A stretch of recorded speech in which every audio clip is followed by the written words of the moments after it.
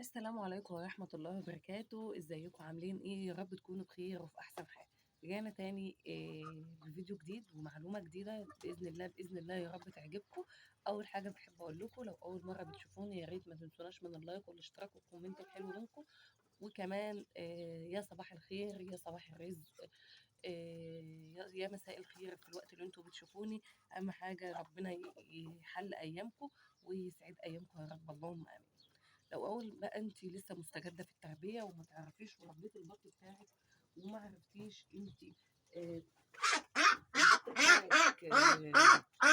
البط بتاعك اللي عندك نشف ولا لسه، وعايزه تذبحي منه ومش عارفه هتذبحيه امتى، ومش عارفه هو استوى ولا لا، ولا الدنيا فيها ايه.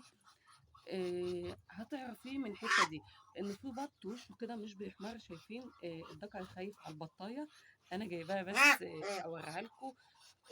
بصوا، لو انتوا بقى ما انتوش عارفين البطه بتاعتنا استوت ولا لسه ولا ايه، هنجيب كده ريشه كده، هنقطع من عليها زي ما انتوا شايفين كده. البطايه اهي، جبت الريشه كده قطفت منها ريشه. شايفين الريش لسه بدمه، لسه طري، حرفيا لسه طري. انا مش عارفه هو جاي معانا في الفيديو ولا لا، بس زي ما انتم شايفين كده لسه في دم. فالبط بتاعنا كده طول ما في الريش دم كده يبقى البط بتاعنا لسه طري، لسه هيكبر، لسه نسيبه كمان شويه. تمام. لو لقينا بقى الريشه ناشفه زي دي كده، شايفين ناشفه خالص فل اهي، مفيش فيها اي حاجه، يبقى البط بتاعنا كده نتكل على الله ونذبحه واحنا قلبنا جامد ومطمنين ان خلاص البط بتاعنا استوي. ولكن زي لو انتوا بقى شفتوها زي ما انتوا شايفين كده فيها دم، حتى لو حبة صغيرين زي دي، لسه البطاية ما استوتش ولسه طرية.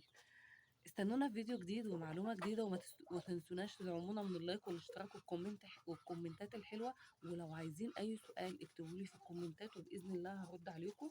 أستودعكم الله في رعاية الله وحفظه جميعا. مع السلامة.